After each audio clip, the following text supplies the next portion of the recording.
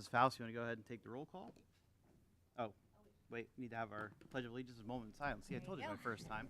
Pledge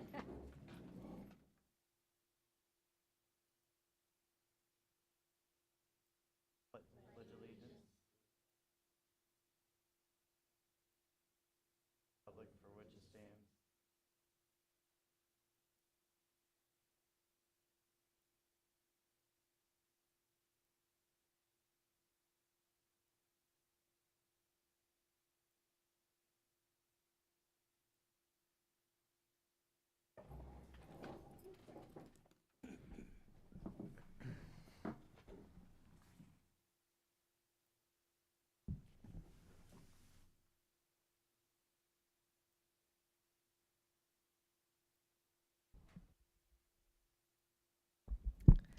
Mr. Brookhart.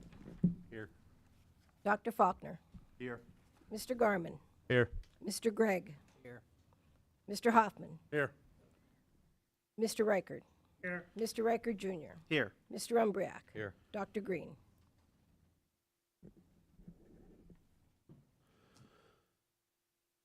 Item 2.1, public comment, max of 3 minutes for agenda items only.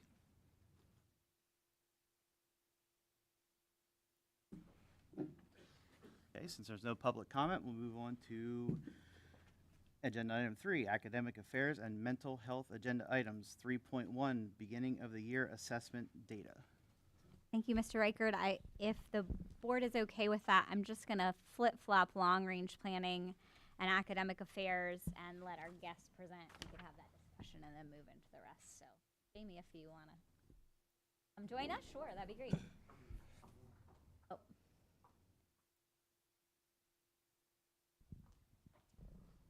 Thanks. Thank you. Hello? Okay. Hi, everyone. My name is Jamie Bortz. I'm with Alloy 5, and I'm here to present a midpoint check-in for the feasibility study that we are conducting for district-wide planning.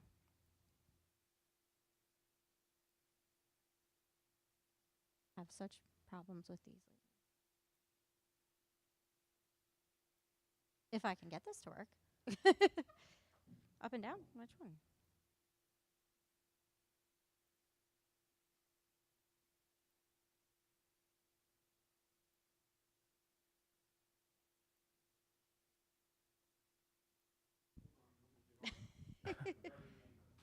There we go. Okay, the front one's right. Okay, so sorry about that. So I am one part of our 4-person team from Alloy 5 that will be conducting the feasibility study for your district. I'm a senior project manager with Alloy 5. I am the head contact for this study specifically. We also have Randy Galliotto, a principal for Alloy 5. Michelle Mazingo is our senior designer. And then Nick Rubino is an architectural designer in our office as well, and he's been helping out with all the presentation images. So our feasibility studies are always comprised of 3 different parts. The first 2 parts will be what we talk about today. Another meeting in the future, we will discuss the concept design phase.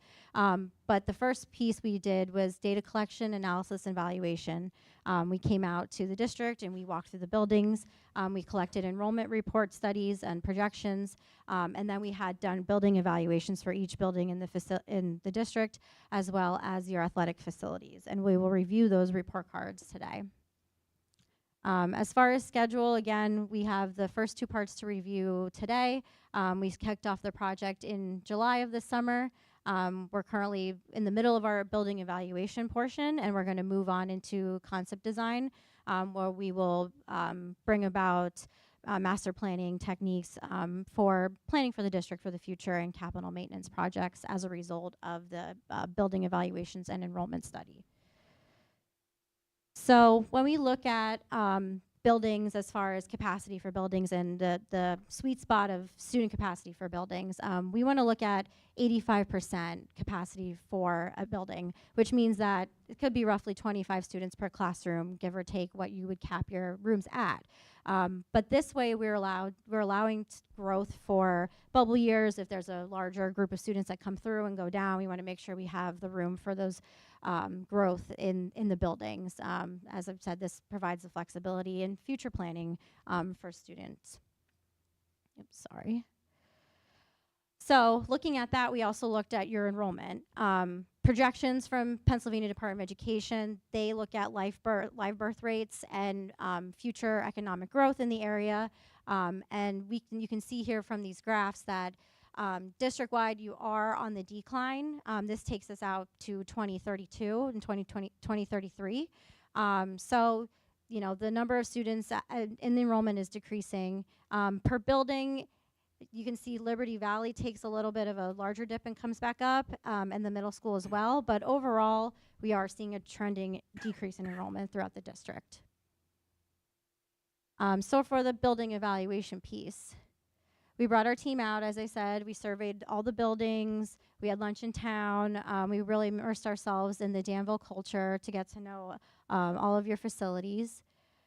We did building walkthroughs, and we did a evaluation rubric for items for each building.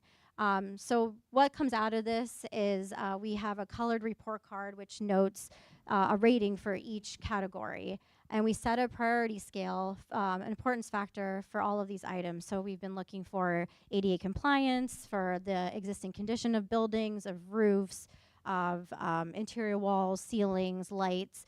But then we also looked at programmatic things for the buildings. You know, is there enough space for the students as far as capacity? Is there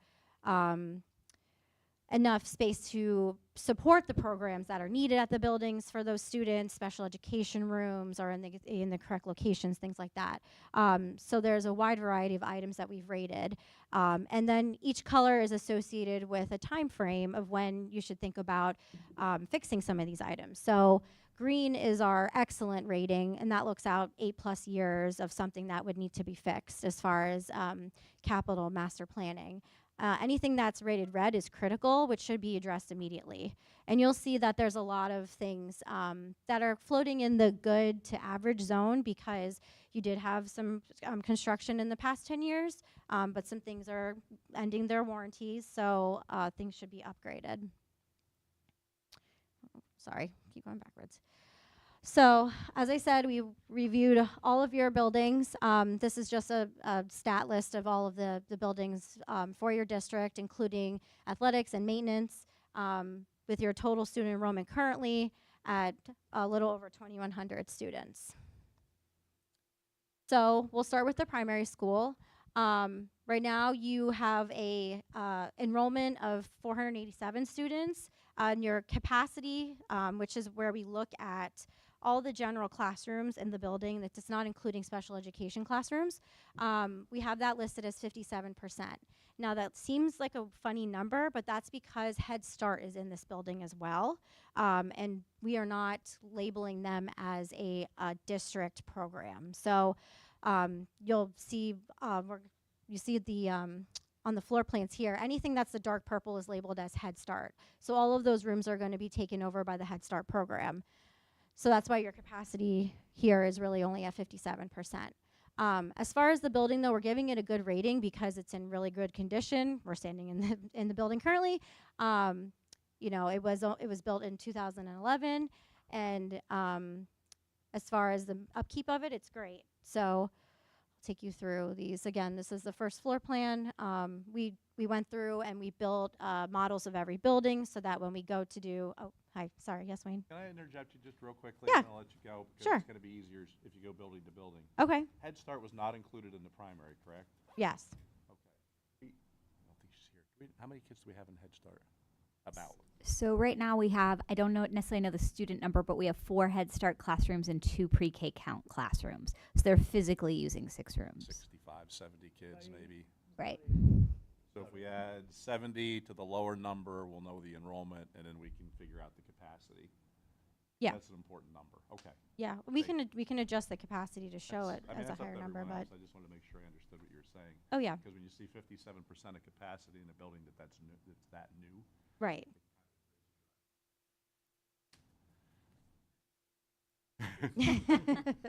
Yes. Yep. And that was kind of the point, to acknowledge that, you know, your building is housing an outside program, which has its own entrance off of that's not next to the main entrance of the building. So, Jamie, if you stay on that just for one Sure. second. Sure, So, sure. Mr. Burkhart and just board members, you could see the 6 larger dark purple areas. Those are the 6 classrooms I was talking about. And then the other dark area would be where all of their office space is. Would you mind flipping back one slide so we can see that number again? This number. Sorry. 487. Okay, thank you. Yep. So, and then any, on this floor, kindergarten is in the lower wing. Those are like the light blue colors. And then you can see on the upper floor, grade 2 is in the upper wing, and grade 1 is in the lower wing. And then you have all of your special education, sports spaces, and library in the center there. So as I said, this building has a good rating. You know, your technology is all up to date. You have no ADA compliance issues here. Your playgrounds look great. Exterior windows and doors are great. The one thing that we do want to note with this, though, is security. We did look at it as an average rating only because of the fact that there are 2 main entrances to this building. We know that there is a complete lockdown system here, and that at the push of a button you can lock down the whole building. But just for some food for thought about having, you know, potential user error of having 2 main entrances into the building is something to think about. But otherwise, you know, this building is in pretty good condition. We know that there's a couple of traffic issues with high school dismissal and pickup in the morning. So we have a yellow for parking. But as I said, you know, everything else is within the excellent rating to the good rating here. So a couple of example images of things that we looked at while we were walking through this building. Are there any questions about the ratings before I proceed to the next building? No? Okay. So moving on to Liberty Valley, here you're looking at a capacity of 79%, which again is creeping up to that sweet spot. So you still have some wiggle room here for bubble years, but we're looking at more of an average rating at this building. It's on the older side, and there's a couple of things that you should consider altering at this building. So again, light green is the grades 3 through 5 distributed throughout the back. You have your multi-purpose room here, which there's some programmatic issues having your gym space be completely divided for cafeteria and gymnasium. We know it's hard to have both of those items occur simultaneously, and it has, you know, some downfalls there as far as for the folding partition in the center. You know, there was some preference to have special education more dispersed throughout the plan. You know, again, that is the layout of the building as far as existing condition. But as far as ratings, we know that there's pieces of the roof that are coming out of warranty that need to be replaced. The parking lot is not the safest as far as the tiered landscape itself. You know, the condition of it is okay, but there's just a safety aspect to the layout. This building, if there was a huge renovation overhaul as far as moving walls around and things, that we would need to bring it up to code compliance for ADA accessibility. So that gets a poor rating there.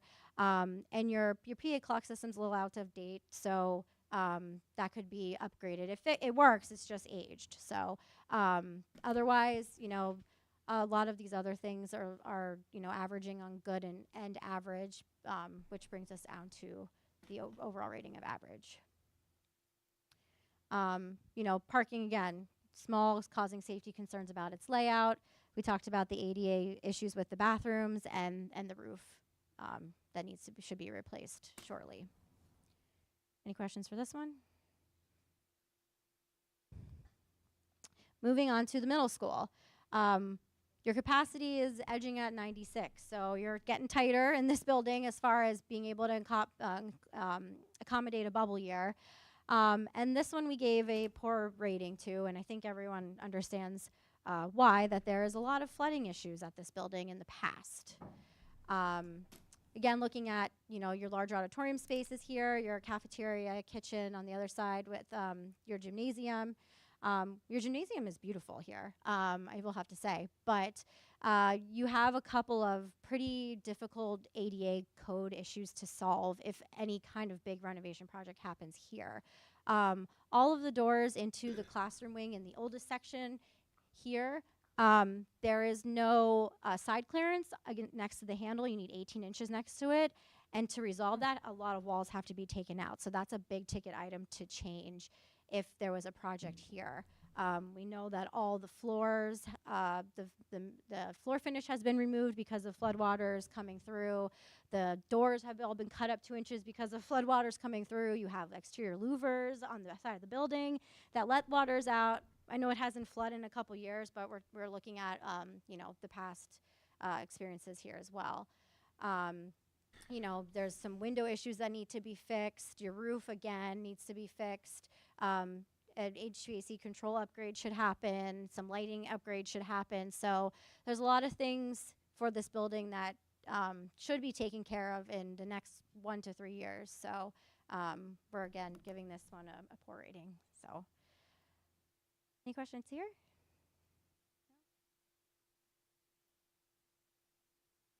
So again, it's in the floodplain. It's a hard thing to change. Hopefully it will change, but history is what history is with that. But you can see we've noted those signs of aging on the masonry and efflorescence just because of the water issues here, the roof issues as well, the compliance issues. So you can see this door is actually okay, but you need this 18 inches next to the handle. And most of the classroom doors you look dead on and there's no space next to the door. So that's a big problem. And all the bathrooms need to be upgraded as well. And the handrails on the stair towers are not in compliance either. So a lot of upgrades that are needed as far as ADA compliance. And then moving on to the high school, we're giving the high school an average rating only because of the existing, the original section of the building. There was, the beautiful addition was built on with the auditorium and the band rooms, but the existing section could use definitely an overhaul there. But you're at a 72% capacity, so definitely room for growth there if the bubble year comes in to this building. And again, we noted that everything from the bottom of the gymnasium down is new, and then everything above was the gymnasium itself and locker rooms were renovated, and then some minor renovations in the main section of the building. But there are definitely some issues there. Things we noted too, like your planetarium, that's being underutilized. A lot of underutilized, oversized space in this building. And the biggest issue too is, the nature of the existing layout. There's a lot of classrooms without natural light, so that's something that should try to be acknowledged if a large overhaul would happen in this section of the building here. Again, the oldest section, there's ADA code compliance issues. Everything, but those are all also grandfathered in unless you do a big renovation project. So nothing is unsafe, but it would need to be upgraded if there was an overhaul.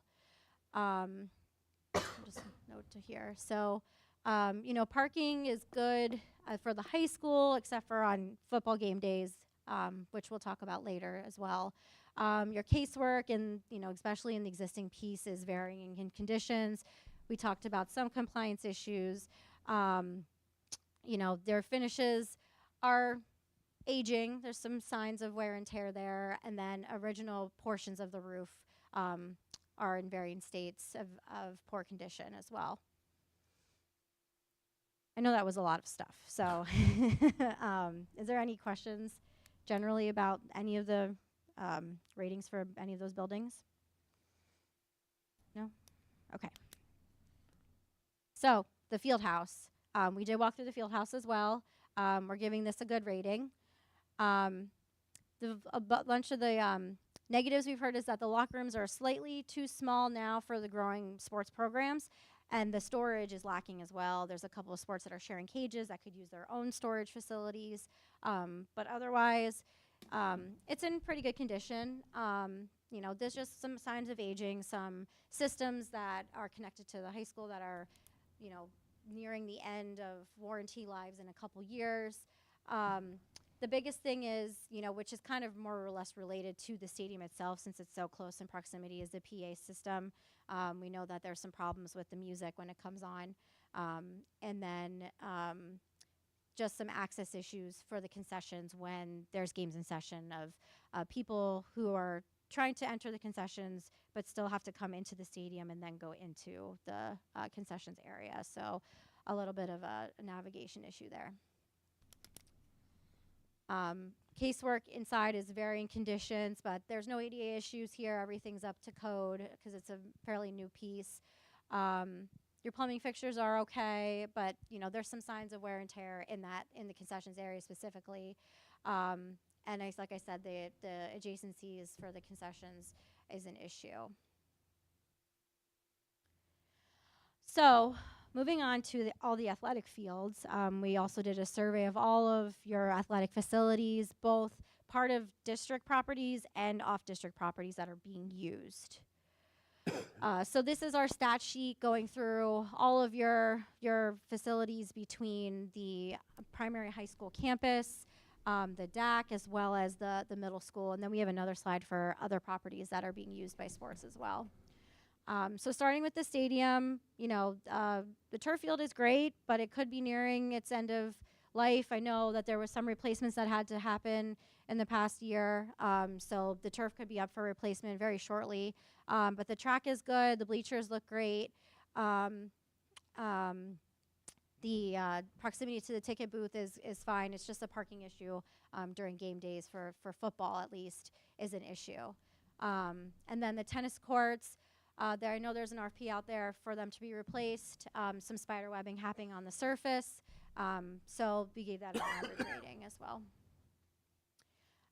Moving over to the DAC, the community center, we didn't give these a rating because, again, they're not a part of district property, but we wanted to note that you do have sports teams using these facilities as far as the pool for the swim team and the practice field behind the community center.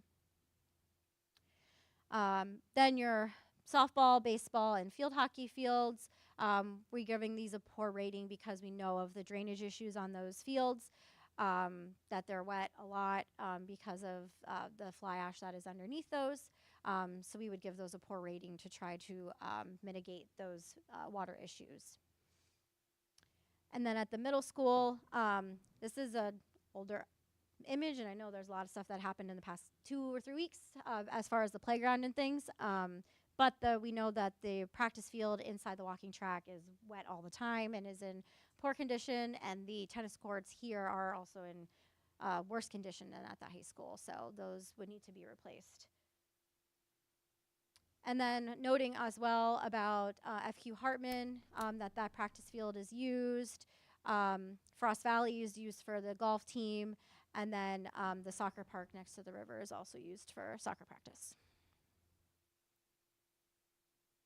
So that was a lot in one meeting, but we continue to have discussions about all the facilities and the programmatic issues that are existing, and our next step is to develop project concepts going forward for master planning for the district, whether that's in 2 years, 5 years, 10 years, just to be able to address enrollment, trending enrollments, and making sure that your buildings are supporting your programmatic needs going forward. And our next meeting for our design group is in 2 weeks from today. But one item we wanted to get your opinion on is when we would come present those concepts. We can do that again either in December or in January of next year. So, thank you. I think she's just saying December 2024. Yeah. Not necessarily the 24th. No, yeah, 24, sorry. It could, 2024 didn't fit there, so. Can I ask one question? Yeah, sure. The baseball and softball fields, Yes. talked about them getting wet and they're building fly ash. Mhm. We had a previous study done by KCBA Architects about 4 or 5 years ago when they talked about that particular situation. Possibility of moving them across in the land we own, primary school. Yes.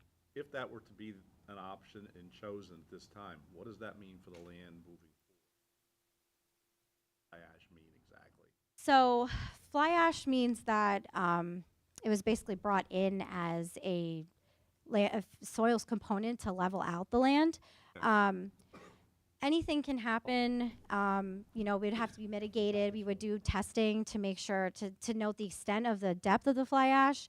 We would do infiltration testing to see if we could how the water absorbs there. Right. We'd look to see if there's any bedrock, but all of those things would be taken into account so that if there was a desire to put some type of structure there in the future, we would know how to mitigate that to allow for footings and things like that. So Okay.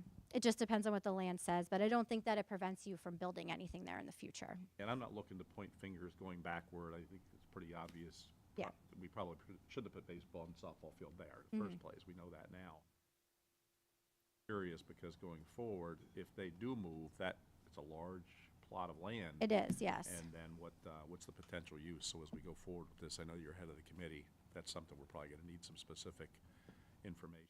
The other thing is the practice field behind the DAC. I didn't catch the condition, what you said about that. Did you do an assessment of that? We didn't do a full assessment because it's not district property. We wanted to note it because we want to know where everyone is located as far as like the kids with sports and things. If we would like us to assess it, we can do that, but I'm not worried so much about the assessment. Do we use that regularly? I think the or- football I think team uses it on football occasion. does, yeah, I believe.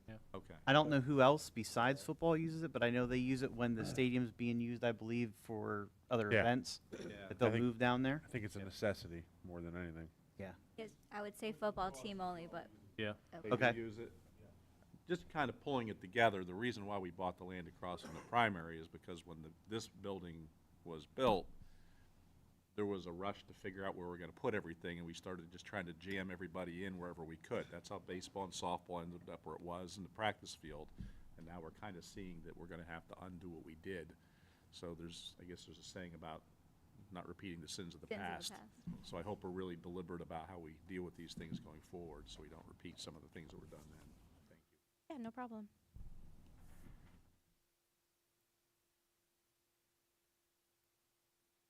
Any other questions or comments, concerns? Is there a preference from the board about the date of kind of their next meeting with the board, if we'd prefer December or January? I think as soon as possible, but that's up to everyone else. December, yeah. Preparation to, we get It's not an election year, so reorganization this doesn't group, bring right. new people on in December, so if we can do December, I think it's better, but that's just me. That would, Whatever everybody wants. Yep. Sooner the better. December. that would put us at December 4th. Okay, that sounds good.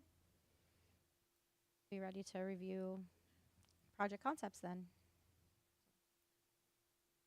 Okay, well, Very much. thank you for having me, and we'll see you again in December. Does that leave you sufficient time? Yes, it does. Okay. Yeah, we're definitely ready for that starting tomorrow. So Yeah. thank you. How's that dad treating him? Yes, so Mr. Ryan, if you could pull up, my slides will go back to the beginning of the year assessment data. Sleep, just not when you're sleeping. And you could move forward till we kind of get, I think it's slide 4 gives us our first set of data.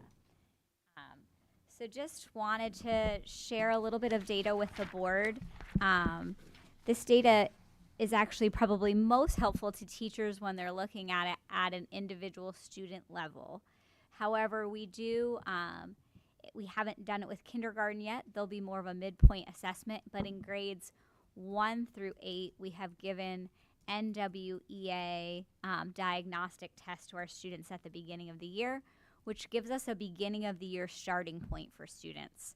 And when we're looking at NWEA results, we can get several measures on each of our students.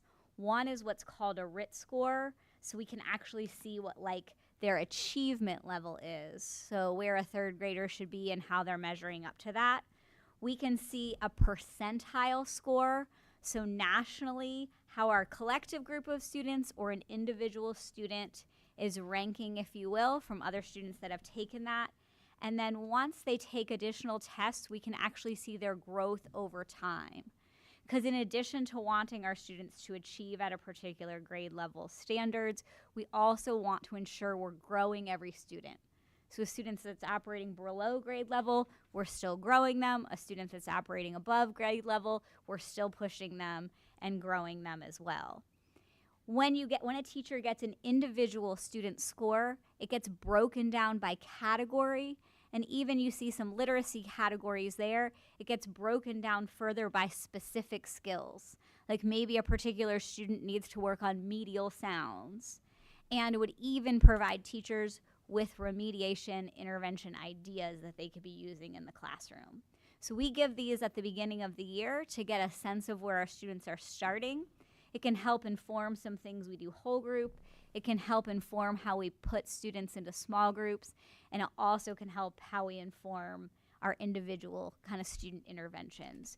We do use a program called Study Island in 3rd through 8th grades, which is an individualized computer program, and you can take NWEA scores and they feed right into that. So it puts kids on learning paths that are specific to them.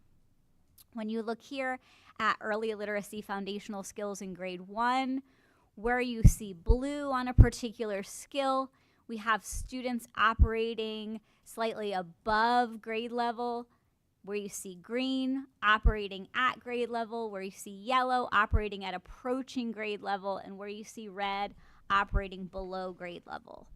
We can group students not only based on their color and where they're operating, but specific skills that they're either excelling in or needing in those particular areas. If you move to the next slide, you'll see those early literacy foundational skills in grade 2. Grade 2 does move into some more comprehension and also starts a test called oral reading fluency, which is how fluently a student is now reading. If you move on to the next slide, you'll then see reading comprehension from grades 1 through 8. So doing it in all of those years. Similar to many tests that we share with you, again, that blue is above grade level, that green is grade level, the yellow is approaching grade level, orange would be below, and red would be more significantly below. The little bubbles you see out to the left with a percentile show where we would be nationally in terms of a percentile. Again, although this data can be helpful to look at collectively, where we're getting our most bang for our buck is looking at individual student scores. And so we've spent time in professional development at the very beginning of the year before students got here, making sure teachers understood how to give these assessments and interpret results, and then most recently giving them access to their student results so that they could group students and start planning interventions. If you go to the next screen, you'll see beginning of the year assessment data in math. And so using iReady here at DPS, so here are our first and second graders. In this one, instead of having blue, you see the green with like the slanted black lines, meaning that they're working above grade level, then we have working at grade level, working below grade level, and then significantly below grade level. This also gets broken down by specific skills so that teachers know where to start working with students. We also do small group instruction in our math blocks.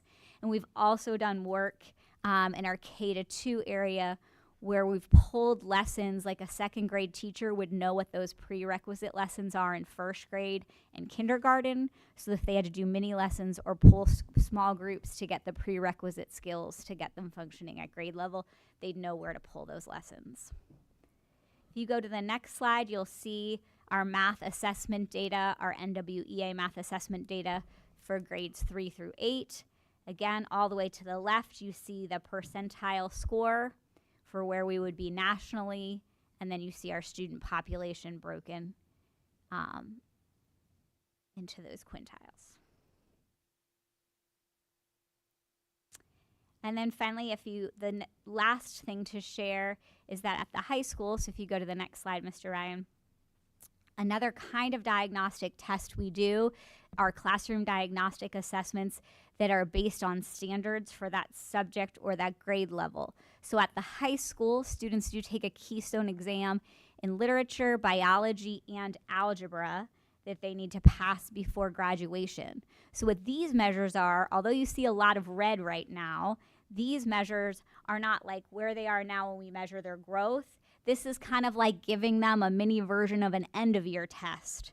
So what it tells a teacher is what they already know and how they need to map out their year. So we actually, in the beginning of the year, expect a lot of red. They haven't taken that course yet, but we'll do it at the midpoint, and then we'll do it before the Keystone exam is given. And specifically, like if you look at biology, you're seeing a chunk of green. In biology, you might see, hey, there's a specific unit, maybe cells, that students did better at than other units. We can block off a smaller amount of time in our instructional map for the year and spend more time on other units. So that's what students or teachers are using that data for. We also do give CDTs in grades 3 through 8 that are measures of what the PSSA looks like. So again, end of year benchmark tests. So they give us a sense on how to map out our year in preparation. And Mr. Ryan, if you go to the next slide, that concludes our beginning of the year assessment data. I'm happy to answer any questions that you might have.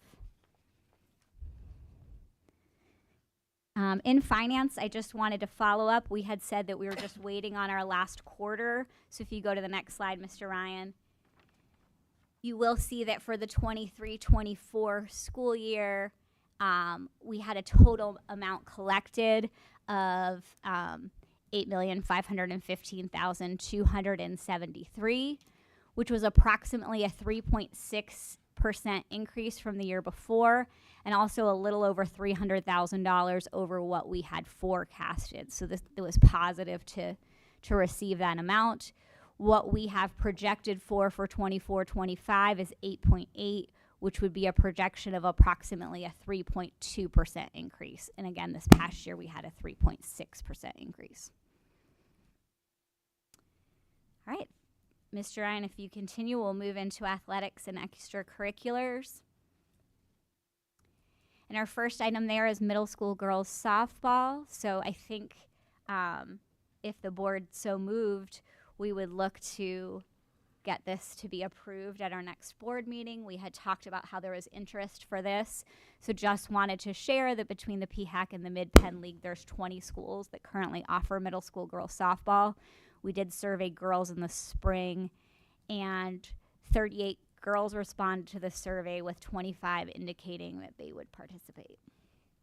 Are you looking for us just to Yeah, give you the nod give to us put the this on nod, the yeah. agenda? Right. I think Mr. Hoffman's the head of the athletic committee at this point. And So We if can't we vote felt tonight, ready, we wouldn't vote tonight, but I would put it on an agenda if the board Yeah. felt like that was a direction they wanted to move. So, Mr. Albertson, just a couple quick questions. How far would our farthest travel be? Because that would be, and not that it really matters, because I am 110% for anything that gives our students more opportunities. But I just know, and you especially know, and you can appreciate the challenges with transportation, especially with spring sports. This is a fall. Oh, okay, sport. fall, okay. Well, with sports in general, any season. Our furthest trip here.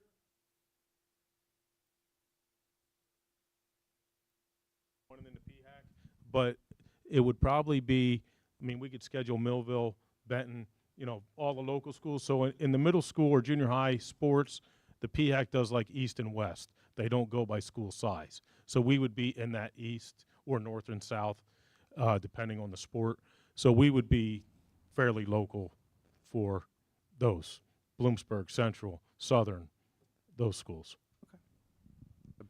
I believe one of the issues here is field, based on the fact that field hockey is set up in the baseball and softball outfield, correct? Correct.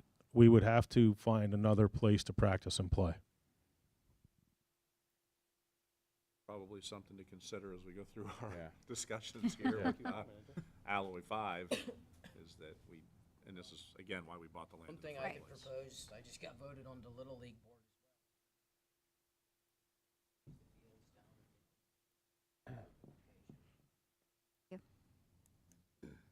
think that's a wise idea. Yeah. Yeah, I mean, think if that's, they wanted enough, they gotta compromise. Right. Right. And both programs are really just supporting girls in Danville having opportunities, right? Yeah. And I certainly, if you have connections, would be happy for Mr. Albertson and I to start Yeah, those I will, conversations, because we have a year now to get that field yeah. secured and. Nope.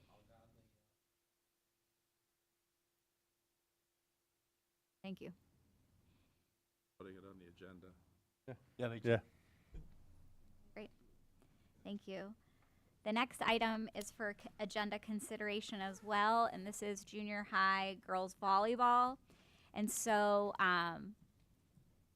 if you go to the next slide, you'll see right now in District 4, there's just Williamsport and Central Mountain that have a program, but this is growing kind of exponentially at the high school level, so I think we'll see in turn that start happening at the junior high level. There are additional programs in Schuylkill County, so there'd be a little more travel here maybe initially, but I can't imagine it not catching on really quickly.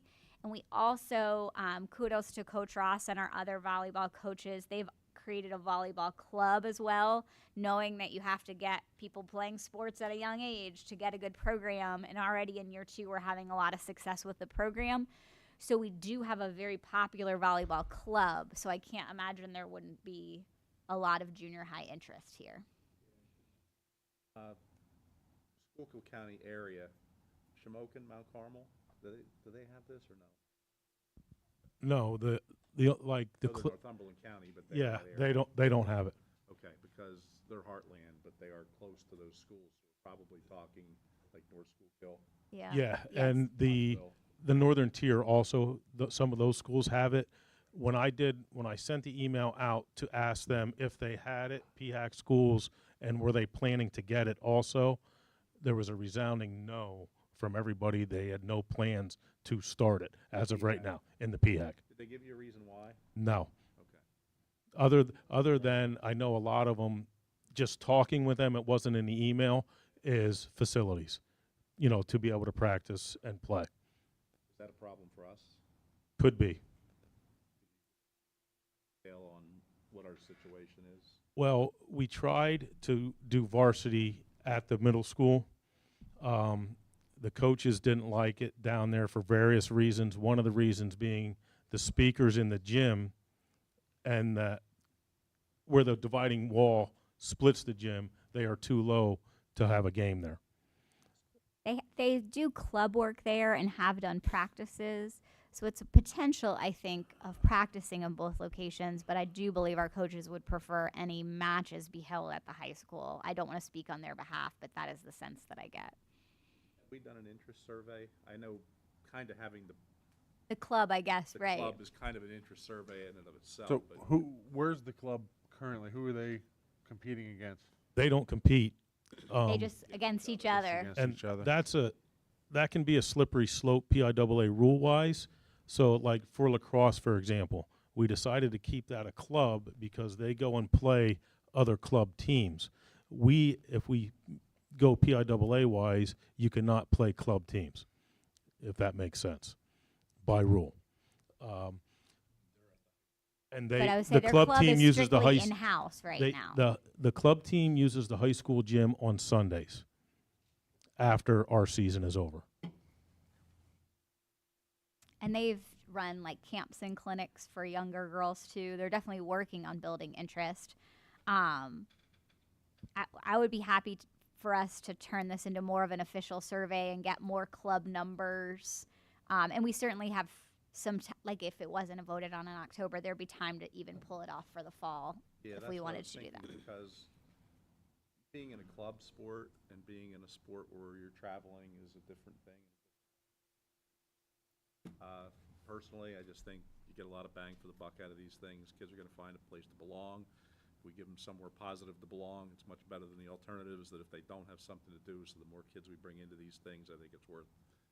We end up investing. The initial investment probably for the varsity was much more than it would be to have Yes. another program. So I think it's worthwhile. I'd love to see us do it, but I would think that doing it first Right. is a good idea before we start it, and then there's not a lot of kids that are willing to commit to a program that's running down to school. That's just my thought. It almost sounds right now that until this kind of gains some traction in our area, that maybe staying the club level would be more beneficial to them at this point, just because they have more opportunities to play. Is that kind of what I'm hearing from what you were saying? Yeah, on a lot of levels, that is the best way. Like transportation is one of our biggest issues in the spring and the fall with all the teams we have. Just the other day, we had to throw tennis, who was supposed to have a bus. Due to lack of drivers, we had to finagle vans. Like, it was to the point where we were going to have to maybe postpone with no date to make it up. That's the winter's not an issue, but in the spring with all the sports we have, and in the fall, it can be an issue if we have those. And we've already switched game sites, so we didn't have to send a bus. Flip-flopped home and away. Like, so, we try to do everything we can to play on that date, but sometimes it's just not feasible. And we're not the only school that has that problem. Mhm. So. I'm still in favor of an interest survey. I kind of agree with what you're saying. We may very well end up being better off with the club, but I would like to know what the level of interest is Yeah. with the kids. Yep. Because Sounds like we just need more information. doesn't hurt, and it always helps you with Title IX compliance too, to at least show things, especially for girls. That sounds great. I can get some specific club numbers from Coach Ross, and then can work with Dr. Snover and Mr. Albertson, and we could survey 6th and 7th grade girls, because they would be next year's 7th and 8th grade girls. It's early. It's only October. It's not till next fall. Is Right. everybody else okay with that? I think it's a great idea. idea. Yeah, Just don't absolutely. see where it hurts anything. Yeah. And then the final item in athletics and extracurricular is a question was asked about prior to the track going in. If I'm understanding correctly, we did have spectators in the end zones of football games, or at least one of the end zones. And since the track has gone in, that sort of option for spectators was taken away to protect the track. So I just shared that I would get some facts about that. So in order to cover kind of a whole area in an end zone, we'd probably have to get some sort of custom product. But track covers for a sports bench. So some people, the way their stadiums are set up, they would put their bench like right on the track. So track covers for sports benches cost $4,259. There's the area. If we laid those next to each other just to get a sense of cost, in the area there's the high jumped, it would be about $20,102. That particular product, though, has steel chains on the perimeter. So they're like lifted into place and kind of meant to stay there for the season, if you will. And they're not meant to be like pieced together like a patchwork quilt. So we'd probably need a different product that's not just like regularly advertised, if you will. If we went to so that's like on the high jump side, which if you're looking out in the field from the home side is on the right. If you went on the long jump side, there's less track surface that would have to be covered. There is turf down there that we'd have to be thoughtful, I guess, about people on turf. But the way you'd enter the stadium, you go down the steps, and you'd have to walk the entire length, essentially, of that part of the track to get to that portion of the end zone. And so I don't know if we'd want to look to protect that. The concerns there could be types of shoes people are wearing. Are they eating and drinking, as spectators going to the There's concession stand? A lot of things you'd have to be There's a lot monitoring. to be monitoring. So there is fairly considerable cost, I would say, to protect the track surface. Additionally, there is netting in the end zones that was put there for athlete safety. That netting wasn't there when people previously went in the end zone. It was put in when the track went in, because right now we have simultaneous activities where like a sport is practicing and then people are running the track. So we don't want like lacrosse balls to hit someone who's running the track. That netting is approximately $4,000 on each side. So if there was any damage to the netting from spectators, that would just be a cost to consider. And we'd probably have to consider just what supervision and safety in that part of the field as well as cleanup might look like. So just wanted to present that information.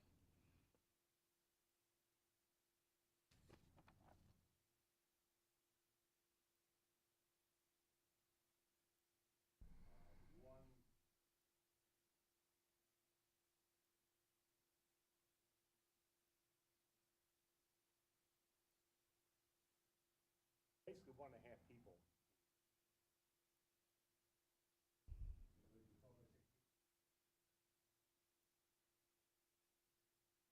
Moving it by hand. And that would be every week. That would be every week, Right. every home game. Every home Yeah. game, yeah. Because it would need to be taken Right. off for athletic usage and put back on. If you walk in the stadium entrance, is there still a gate on the left-hand side in the fence? So technically, you wouldn't have to walk the whole track to get to that end zone. There's no way to get down.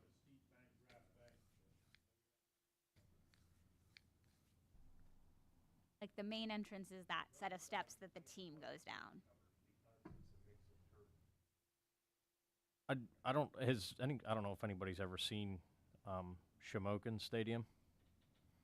If Offhand. they have the same setup we do with track field, and both their end zones, they have a long jump and everything like we have, but in both end zones they have like a chain link fence to the back of the end zone and a chain link fence on the high jump side, and then they lay covering on the track that you can walk into that fenced in area and walk back out of the fenced in area. Of course, there's nothing on the track itself to guide people to that area, but they have. So I don't know. I mean, I understand the costs and everything now, but if it ever comes up of like redoing the turf or when there's construction that's going to happen down there, if something, you know what I mean, could be implemented for that or done, you know what I mean, in that time where there's already something going on down there. I see Jamie taking notes, Tyler. So.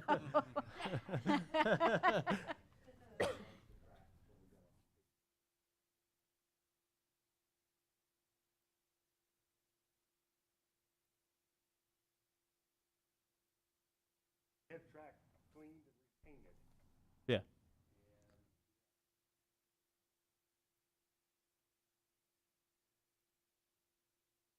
Yeah. Yeah. How close is the turf? How close was the turf? 2 years. 2 years, that's what I thought. Do we remember the year we just put did that in? 15 repairs. Okay. We might get a little more out of that if we can tearing and continue improving. What kind of turf is that? Is that field turf? It's hay turf. Is it? You're right, it's field turf. Okay. And do we know when that was installed? So we're expecting 10 out of it. I wasn't sure if we're expecting 12 or 15. We're expecting 10. Yeah. All right. But the issue is each change in color.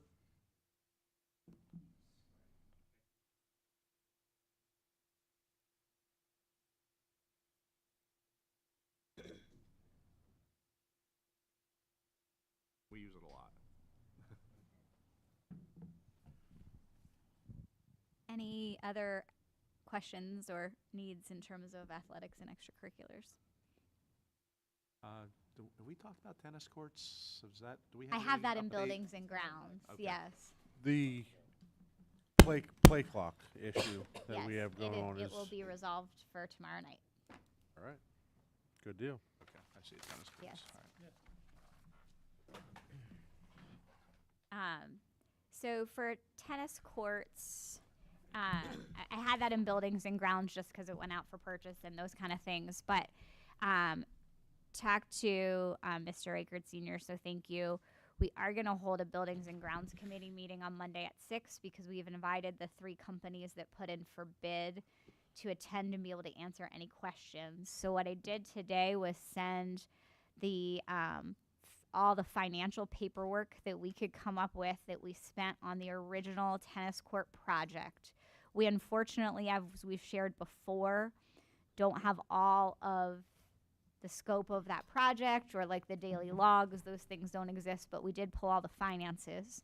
The bids were due at the end of the day on Monday, and we're putting that together, and I'll have bid information for everyone tomorrow so you can review the 3 bids and feel like we probably just need that extended time as a buildings and grounds group to talk through that, so then we could bring on Wednesday night that committee's recommendation and the information from the 3 companies. Sounds good. And then the final update I have is just a personnel update. So this month, there's 2 potential positions for approval. And I will certainly let people know if there are any additional ones. But if you just move forward a slide or two, Mr. Ryan, we did conduct interviews for a school nurse position, and we're working with candidates right now and hope to have a potential recommended candidate for October 9th, and that was our selection committee, as well as hope to have a potential recommended candidate for a mental health specialist at next week's board meeting. And that is the end of items I had to share, so I think that puts us at 10.1, Mr. Can Riker. I mention Yes. something with personnel? Of course. Because this has come up quite a bit, and I've gotten communications regarding staffing and reductions that we did last year in conjunction with contract, and I think this came up a month or two ago. Do we really need to become like data-oriented and driven when we talk about these things? And people can say what they want to say.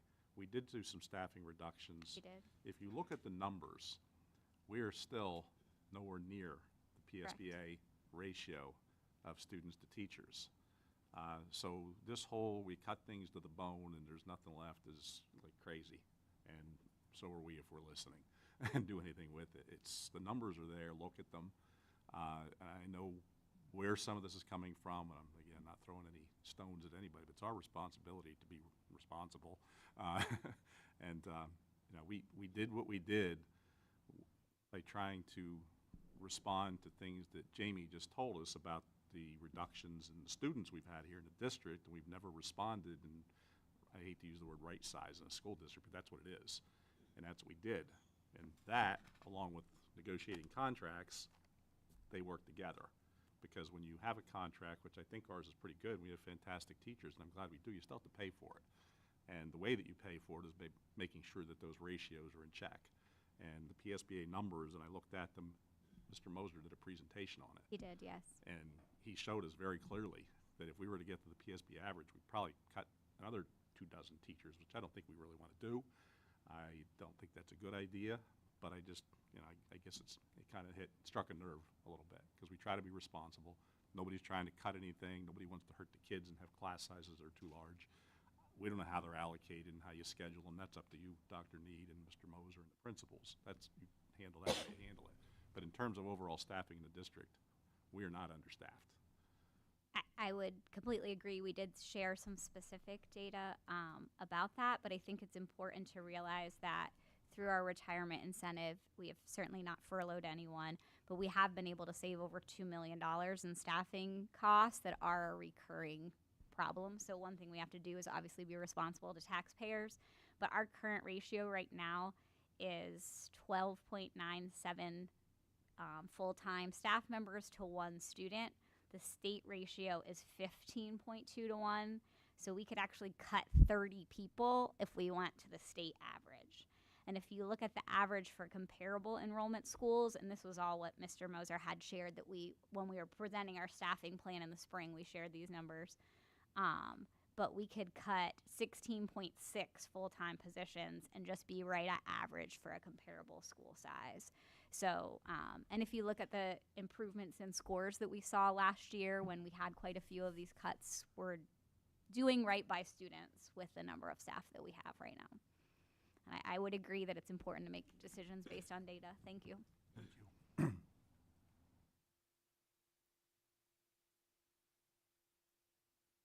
Okay, so I guess that'll take us to item 10.1, board concerns and items for next meeting agenda. I just have one, again. And it's more of the, Lance Mabus was hired as our business manager. Yes, that's Who's correct. currently serving in that role?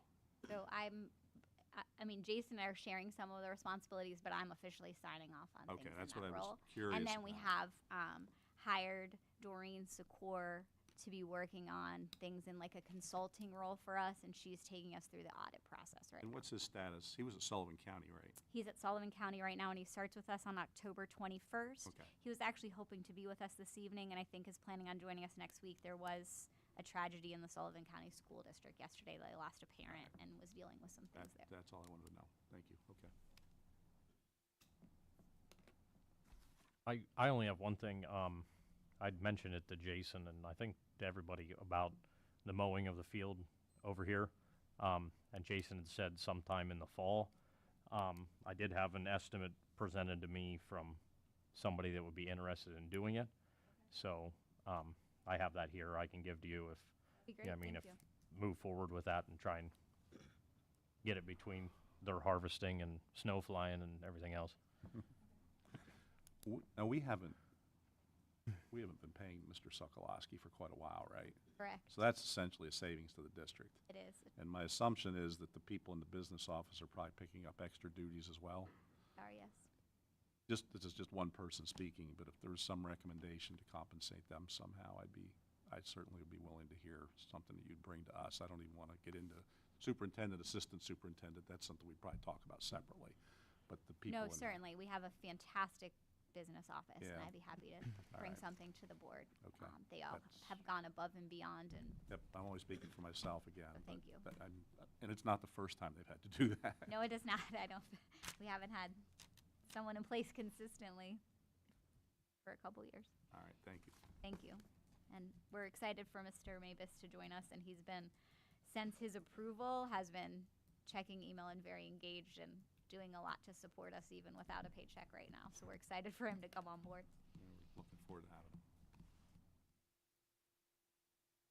Anything else? So we'll move on to item 11, public comment, max of 3 minutes. Anyone? Then I guess we'll move on to item number 12, adjournment. We'll have a brief executive session, I think. And we'll have a brief executive session. Can I get a motion to adjourn? Motion. Second. And we're adjourned then. Have a great night. Drive safe.